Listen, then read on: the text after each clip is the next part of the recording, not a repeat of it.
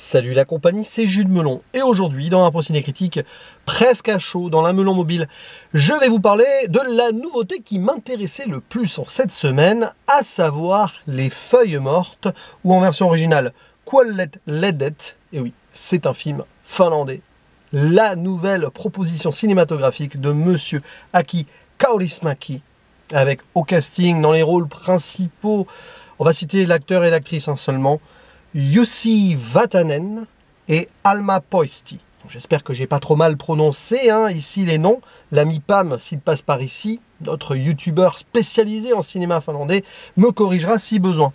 Et comme d'habitude avec Aki Kaurismäki, c'est un film social, avec un petit peu d'humour aussi, mais là, avec une ambiance quand même comédie romantique qui se passe à Helsinki de nos jours, et qui va suivre le destin croisé ou parallèle, ça va dépendre, de deux travailleurs qui sont dans la misère quand même sociale et qui perdent leur emploi pour plein de raisons, c'est compliqué. D'un côté, Hansa, qui d'abord travaille dans un supermarché, puis après elle est dégagée, et elle fait d'autres travaux derrière, mais elle n'a pas de bol. Et de l'autre, Olappa, qui lui est ouvrier, métallurgie, sidérurgie, tout ça, mais qui a un énorme souci, le monsieur. Il est alcoolique. Bref, un beau soir, un vendredi, au karaoké, Olappa va croiser le regard d'Hansa, tout simplement. Chacune et chacun sont avec leurs amis au singulier. Moment de détente. Et voilà, au-delà des mots, il va y avoir quelque chose qui va se passer entre les deux, mais ça va prendre son temps. Ensuite, ils vont se revoir et partager ensemble une séance de cinéma pour ensuite se retrouver à nouveau ou se perdre de vue selon les circonstances. Et Kaurismäki, comme d'habitude, habille cela d'un fond d'actualité, de musique intra ou extra-diégétique, mais surtout intra, à la radio ou au karaoké, au bar. Et beaucoup de références au 7e art aussi.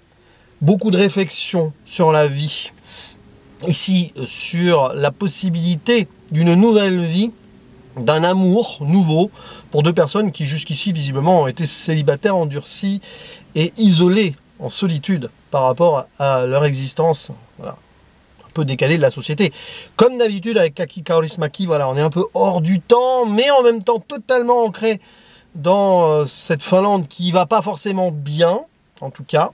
Un Helsinki en construction qui avance, mais peut-être aux dépens de ses citoyens.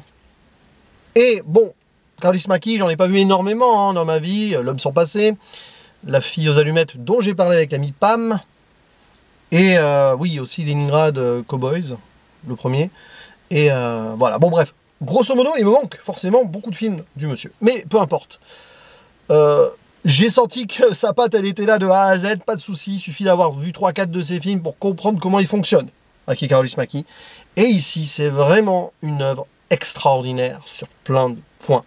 Parce que vous allez rire, quand même, un peu, avec cet humour pince sans rire, à petit punchline comme ça, très finlandais, très Kaurismäki. Et c'est vrai que dans la salle, ça a pas mal rigolé.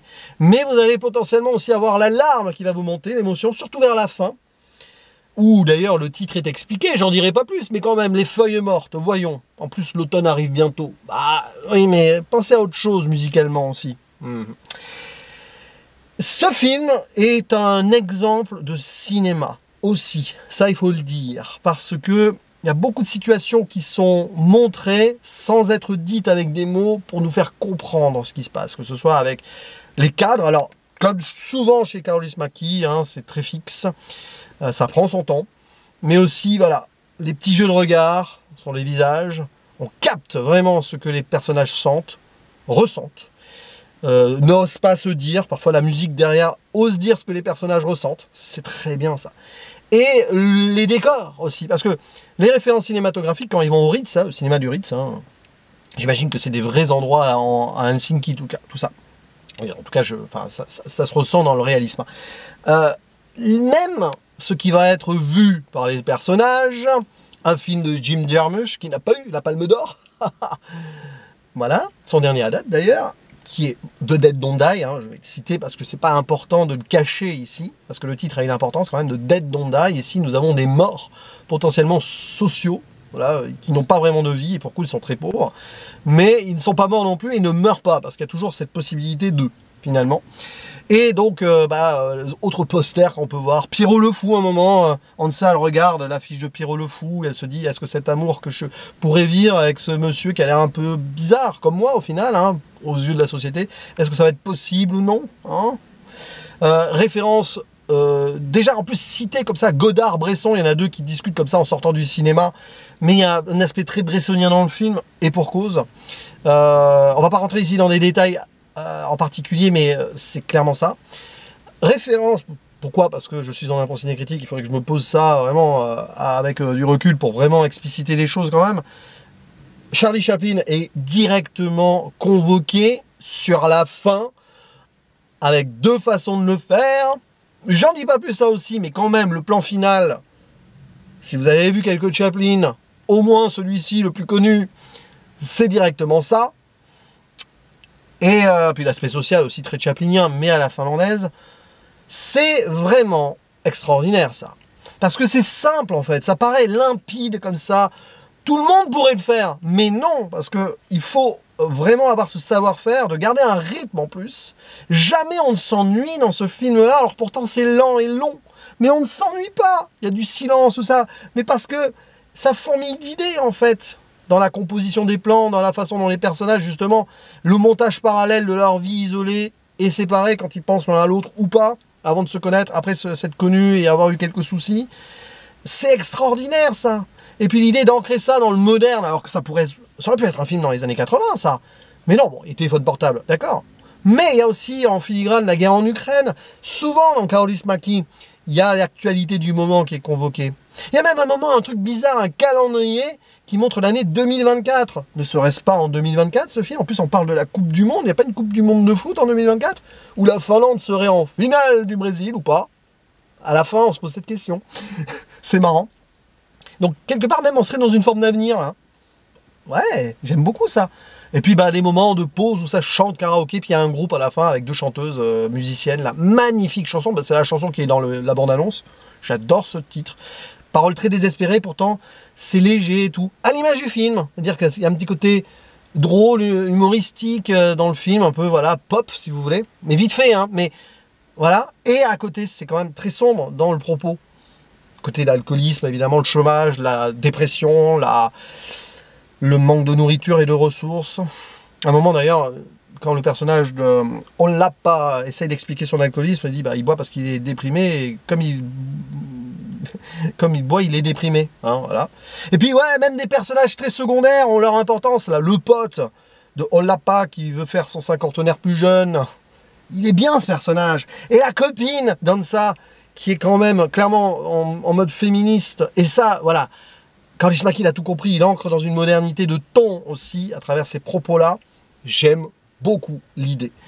Et puis même à la fin, l'infirmière, là, elle aussi, avec sa caution féministe, parce qu'elle a quitté son mari, elle espère qu'il ne reviendra pas. De toute façon, elle a changé la serrure, et petits trucs comme ça, j'aime beaucoup. Où il y a une infirmière à la fin, on n'allait pas faire chercher à savoir pourquoi. De toute façon, peu importe, on m'aurait raconté la fin de ce film, je l'aurais vu avec le même plaisir. Et l'importance du hors-champ aussi, à un moment, il y a une scène où le hors-champ a une importance capitale vers la fin, c'est la bascule. C'est grandiose, hein, c'est vraiment un des grands films de l'année, hein, il faut vraiment le dire. Parce que Kaurismäki, vraiment, il arrive à mettre ici son cinéma dans une totalité, à le garder dans sa patte qu'on lui connaît depuis longtemps, mais aussi en faire une œuvre diaboliquement actuelle, et qui a tout compris au 7e art, jusque dans ses références plus ou moins subtiles. C'est vrai que Chaplin, c'est pas subtil vers la fin. Et pour cause, mais c'est drôle aussi la référence. Parce que c'est évoqué aussi à l'oral. Voilà, pour une raison que je n'explique pas, je vous laisse une petite surprise là-dessus. Et les feuilles mortes, évidemment. Hein. L'arrivée de l'automne, le cycle de la vie, la mort, mais derrière, il y aura forcément une nouvelle vie, de Dead Don't Die.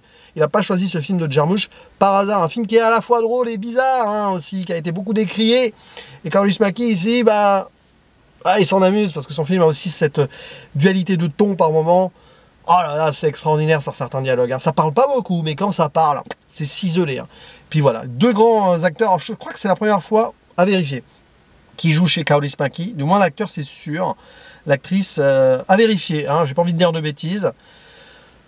Peut-être Alma Poisti pourrait être considérée comme une héritière de Kati Outtunen, qui était l'actrice fétiche de Kaurismäki.